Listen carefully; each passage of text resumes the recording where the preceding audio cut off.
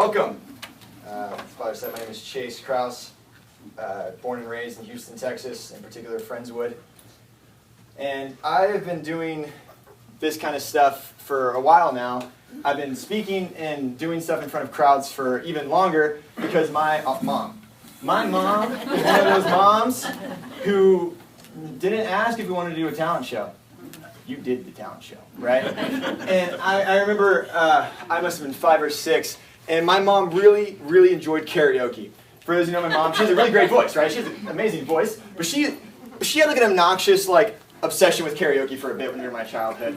And she found this place that I have an older sister, we would go, and we were like 5 or 6, right? And we lived in Corpus Christi at the time. And I remember sometimes me and Courtney would kind of go up with my mom, but me and my mom would kind of sing, we were kind of just chilling there, hanging out, right? But this one time, I was feeling real big this day, right? I was just like, it's my time to shine. This is my moment, right? And so my mom, I want to do a song by myself, just me, right?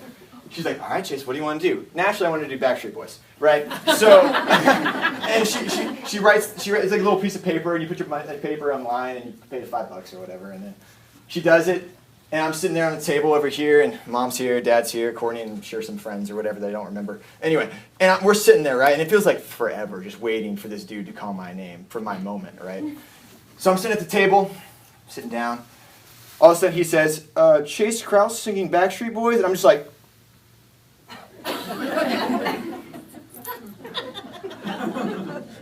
game time. I roll up, right?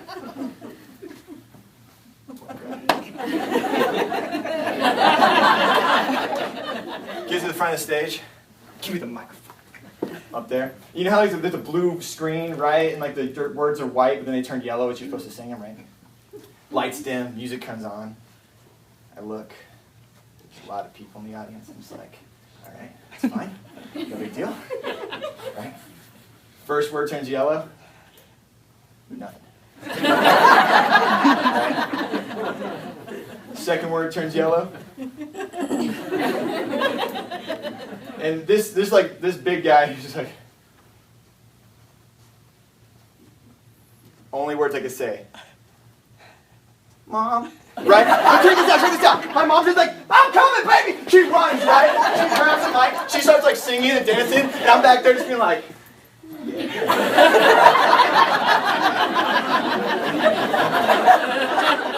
Right? Like my mom got my back kind of thing, right? And so I absolutely love being in front of people. I love, in particular, sharing my faith. And in particularly, I love sharing my faith with people who want to learn more. I did a couple years of mission work. I was 2 years as a youth minister. Now the director of young adult ministry, or director of campus ministry at my university. I've noticed throughout this, sometimes ministry can be like, you're pulling teeth, and you're just like, his name is Jesus. What? Jesus. Just say the name, Jesus. And then sometimes you're just feeding them. And I'm so excited to be here with y'all this night, because I know a lot of you just want to be here. Even if some of you, my mom kind of dragged. That's fine. That's okay. I'm okay with that because you're still here. You know? And I know, it's okay. It happens. You know, she's a nice lady. And so you'll notice a couple things in the next 2 days. The first is that each day is going to have 2 sessions with about a 10-ish minute break somewhere in the middle, just so you don't have to just sit here and listen to me for an hour and a half. That's obnoxious. I don't want to be up here just for an hour and a half straight either. So there's snacks, there's drinks, there's coffee. If I bore you to tears, there's coffee, just chug it, I guess, and humor me. And another thing you're going to find is that we're going to be moving from more abstract ideas to more concrete ideas over these next 2 days. I think as moderns, as Americans, we love tangible, just tell me to do X, I'll check the box, I'll move on.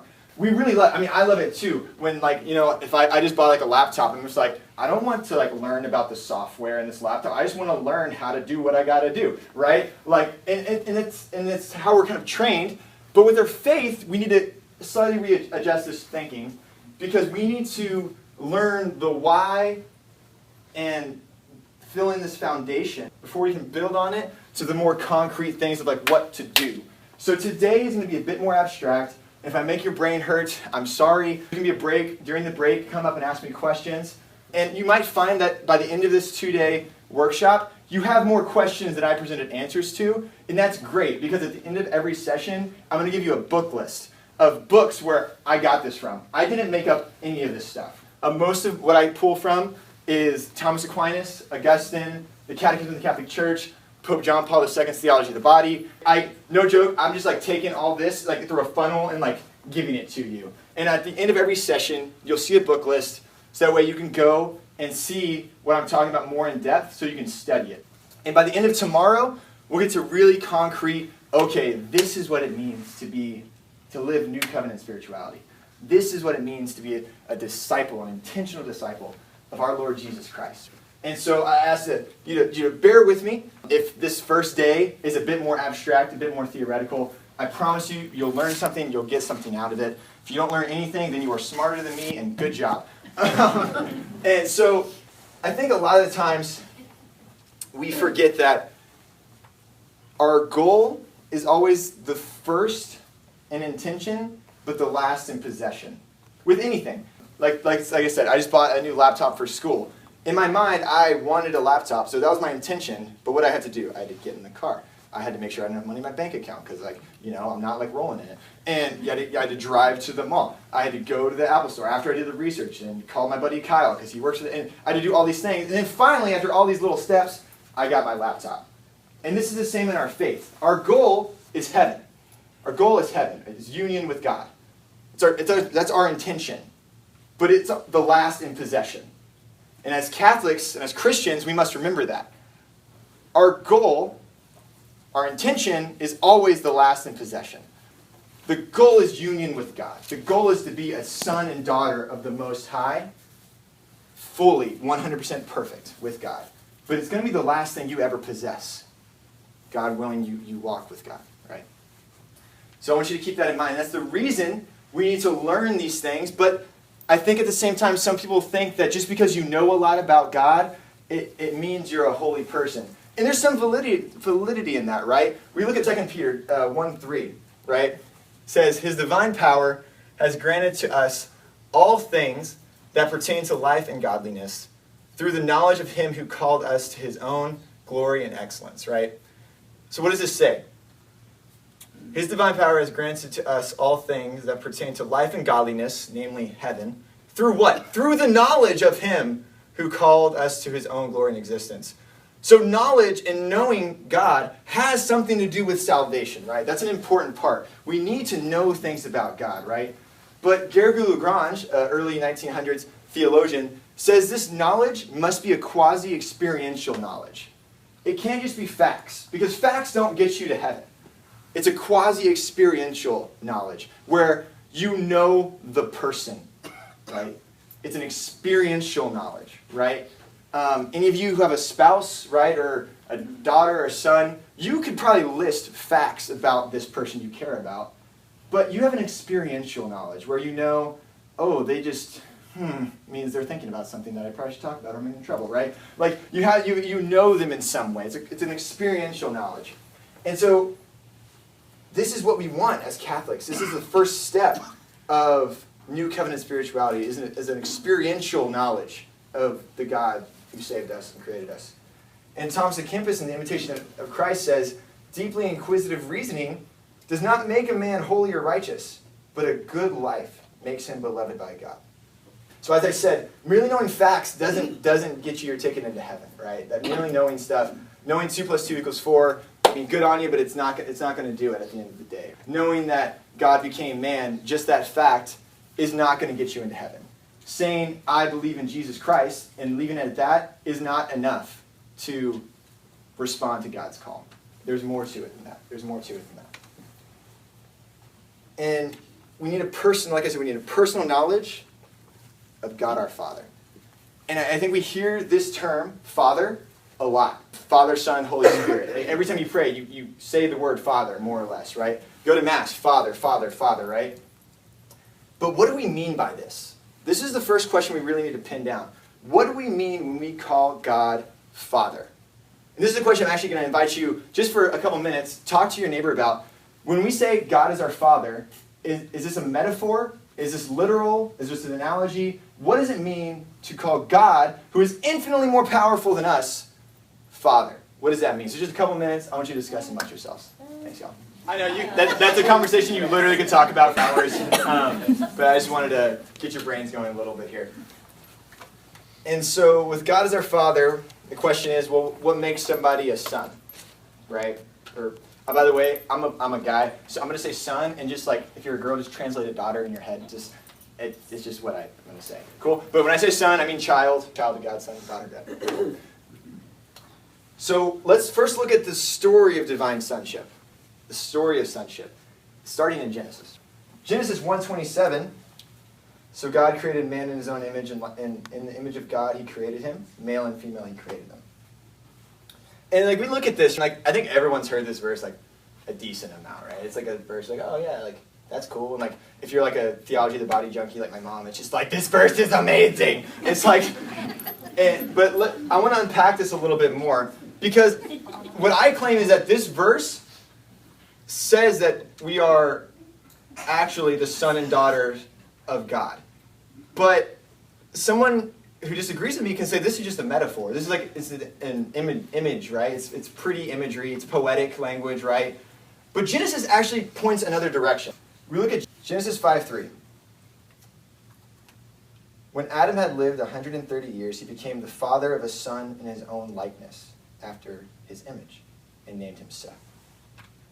So Genesis talks about Seth the same way as it talks about Adam in relation to God. So Genesis is saying this isn't a metaphor. This isn't poetic language, even though it is poetic.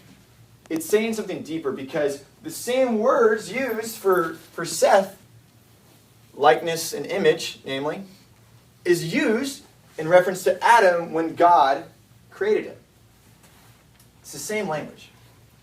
But what does it mean to be in someone's image and likeness? To be the son of God? It means for Adam and God, like what is the connection there? Well, it can't be physical. It can't be physical. Why? Because God, before the incarnation, had no body. God as God is pure spirit, right? He's infinite, he's all-powerful, he's above time and space. God as God doesn't have a body. So this means that Adam didn't have God's nose, right? Didn't have his height, didn't have his eyes. Okay, so does it mean that God's like emotional? Is Adam's like, oh, it's like, how like your father sometimes or your mother's like hot-headed, short fuse, and you get that from them? Well, did God get like a temper? Or Adam get a temper from God? Like, is he like super gentle as God's gentle? Like, what does that mean? Well, it can't be emotions or feelings. Why? Because, once again, God is spirit. I think a lot of the times we trick ourselves and fool ourselves into thinking that we can make God sad as a feeling, and it doesn't make sense. Why? What is a feeling? You feel a feeling through your body. That's how you feel a feeling, an emotion, through your body. But if God doesn't have a body, pure spirit, he can't feel the emotion of sadness. He can't feel the emotion of happiness. God as God doesn't have emotions like we have emotions because he doesn't have a body. And jumping forward a little bit, even after the incarnation and after the ascension of Jesus Christ, he has a body, which means he can feel things, right? He's fully human, fully human. Jesus can feel things. But there is no sorrow in heaven. So at this moment, you can't make Jesus cry. Like, you got old Mexican grandma where he's like, you're making Mama Mary sad. Like, no, you can't make Mama Mary sad. Like, it doesn't work like that. She is in heaven, fool. Like, you are not that important to make somebody in heaven cry. Like, I'm sorry, no. So, for Adam, to be in the image and likeness of God, okay, it can't be physical, it can't be emotional, but what are we left with? What are we left with? We're left with three things. Intellect, will, and grace. Right? Intellect, will, and grace. Because these three things don't depend on your body. These are called qualities of your soul. Body and soul. Qualities of the soul, traits of the soul, your intellect and will. The reason the fall was that this last element, grace, is not necessary for you to be a human person. To be human means to be a rational animal. The definition of human is rational animal, which means you have a reason and you have a will. Grace life of God, life with God, life of God in your soul, is pure gift. Grace isn't necessary to make you human. There's different definitions of grace, by the way, and there's sanctifying grace, there's actual grace, there's all these things. Bear with me. If you want to read more about that, I can point you towards the book. But for now, right, sanctifying grace is not necessary for you to be a human person. Right? It's not necessary for you to be a human person. It's sanctifying grace. So the reason the fall was that we lost this last element of sanctifying grace. Adam lost it. He still had an intellect, he had a will, but he lost the life of God in his soul. Right? And I think a lot of the time we look at the story of Adam and Eve in the fall, and we're like, can you just not eat the friggin' fruit? It's just are you freaking kidding me right now? And we look at the story of Exodus, of the worshiping the golden calf, but I want to point something out to you that actually John notices, right? So we'll look at Genesis 3:6 first. So when the woman saw that the tree was good for food, and that it was delight to the eyes, and that the tree was to be desired to make one wise, she took of its fruits and ate. This is called the threefold lust. John calls it the threefold lust. We look at 1 John 2:16. For all that is in the world, the lust of the flesh, and the lust of the eyes, and the pride of life, is not of the Father, but is of the world. So when we look at the fall, when we look at Exodus, we might ask, why can't you just not eat the friggin' fruit, right? But no. But you look at Genesis and it says, so when the woman saw that the tree was good for food, lust of the flesh. Delight to the eyes, lust of the eyes. Desire to make one wise, pride of life. And we look at the golden calf, right? The golden calf, the sin of the golden calf. How is that linked? Okay, so gold, greed, lust of the eyes. The bull symbolized power. The bull symbolized a tangible God. And in order to make God tangible means you're so prideful that you think you need to control everything, right? Well, what's the lust of the flesh in the bull, right? We ask ourselves that question.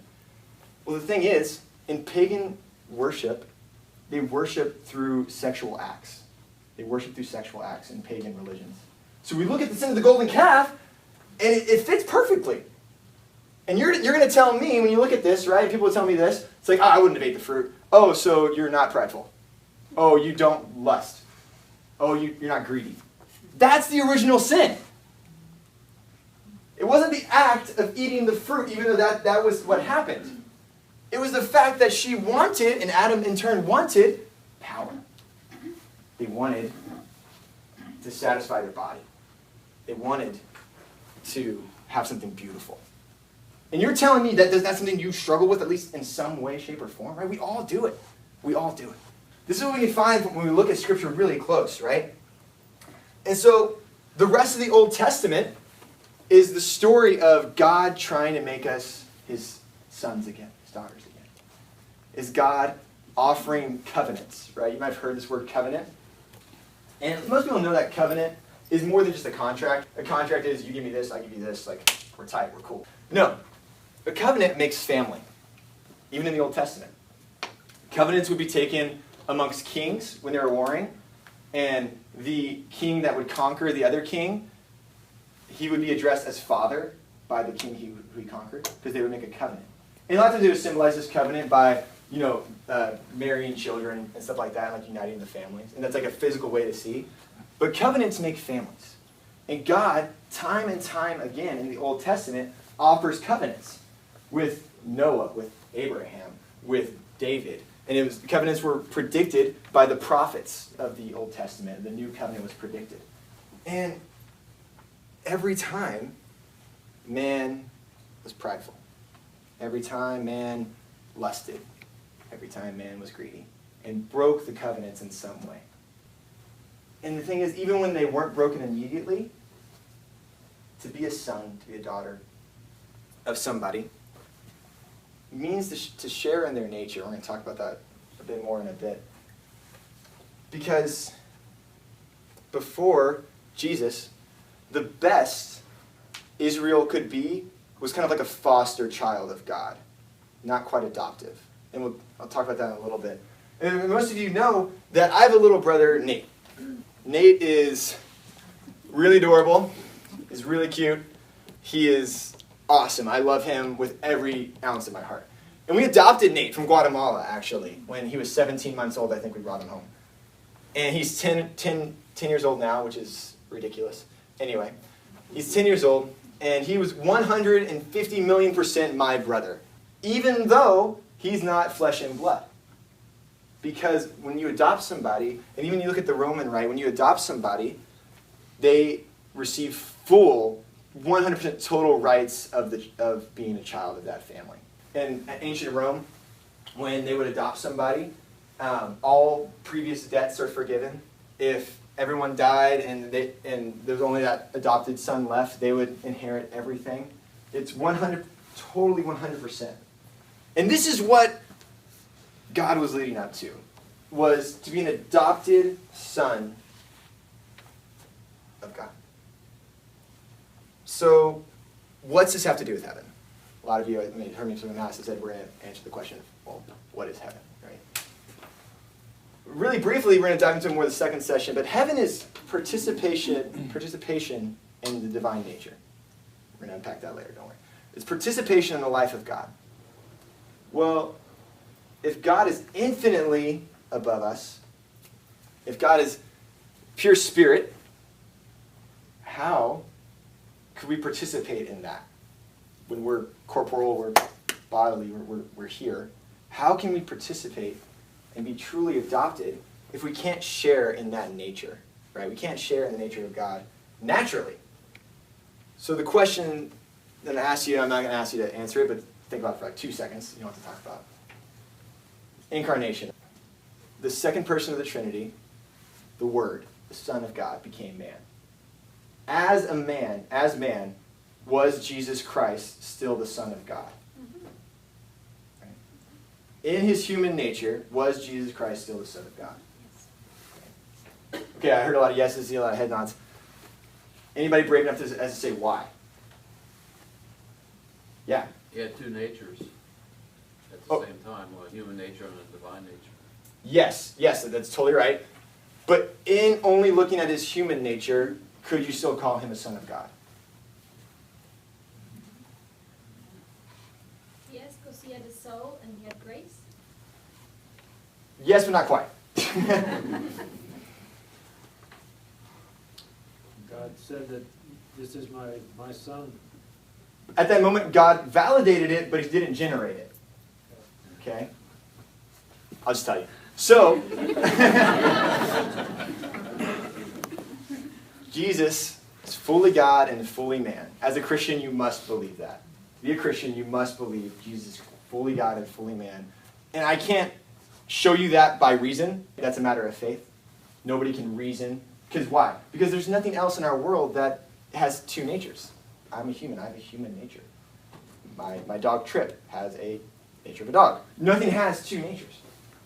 But as a matter of faith, we know for a fact that Jesus was fully God and fully man. Next question is, therefore, is there a divine and human person of Jesus? They're all the same. What do you mean? Well, I mean, Jesus is infinitely, divine, but he's also completely human as well. Mm-hmm. So he experiences everything that we experience as a human being, but he also has the divine nature, being that he is God as well. And he's also the only one that was ever pre-announced. If you look at the Old Testament, God loved us so much that he pre-announced Jesus is coming through the Old Testament to help guide us. So, I mean, God gives you that. So we know that through faith. Yeah, that's right.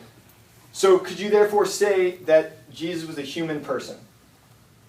Yes. No. There is no human person of Jesus Christ. There is only the divine person that became man. This is really important for just Christians. This is announced in the Council of Chalcedon, 300 AD. It is wrong to say that there was a human person of Jesus. Why? The person is the motivating factor that drives action. There's only the divine person that unites the two. So the union of God and man is united personally in the person of the Word. So the divine and human nature was united personally in the person. The hypostatic union, you might have heard that term. Hypostasis, hypostatic union, means personal union. Means that there was a divine nature and a human nature, but there was only one person. And it was the person of the Son of God, the second person of the Trinity.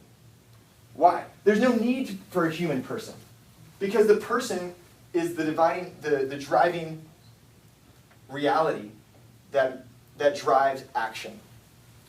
So to be a divine and human person at the same time doesn't make sense, because Jesus didn't have two personalities. He was the person of the Son always, from the moment of his conception. If you don't believe me, look up church teaching. It's Council of Chalcedon announced it. There's only one person. And the reason this is so crucial for us today is, one, to know what the church actually teaches. There's only one person. There's two natures, one person, united personally. But this is how we can still say, even in Jesus' humanity, he is still the person of the Son of God. He is still the Son of God, because there's only one person. And that person is the Son of God. Yeah? Quick question. What is your definition of a person? Yeah, that's a great question. I was talking to somebody, we spent 3 hours in my Trinity class talking about it. For now, let's just call person the thing that drives action. That's a really simple definition, and there's a lot of holes that can be popped in that if you really look at the theology behind it. But for now, for the discussion here, we'll decide the reality that drives the action of the individual. The reality that drives the action of the individual. So there was the human person, the human nature of Jesus, the divine nature, and one divine person. Perfect. That's perfectly said. Yes. Two natures united personally, and there's only one person, right? Only one person. It's really important to remember. Why? Because there was never a moment of Jesus' life that he wasn't the Son of God. Inside the womb of Mary, he was the Son of God. Why did the wise men bow to him? Because he was the Son of God. Have you ever seen those kind of like creepy dolls with the crowns? Like, you know what I'm saying? Dude, no, okay. So there's some that are beautiful, but I have a little Mexican grandma. She's a lovely lady. She had she had a chest that filled a wall, and they were porcelain dolls. I had to sleep in that room. You don't even know. That room was awful, y'all. So every time I see a porcelain doll, I'm just like, Grandma, no. Right? I think of that room. Anyway, but why is there a baby with a crown on his head? Because he was still the Son of God, the King of the universe, even as a baby. Some of our Protestant brothers and sisters say, at the baptism, that's when he became Son of God. No! That's when it was validated, and that's when it was revealed, that's when it started being revealed, the baptism of Jesus. That's how his ministry began. But no, he was always 150 million% the Son of God, even though he had a human nature. And that is what opens the gates of heaven for us. That is what makes it possible for us who only have a human nature to be in heaven. It's through Jesus Christ becoming man. Right? Because he's there, naturally. Because heaven, like I said, is participation in the divine nature, Trinity, which we're going to unpack later. And if a human nature can be in heaven naturally, then in and through him, through baptism, we put on Christ.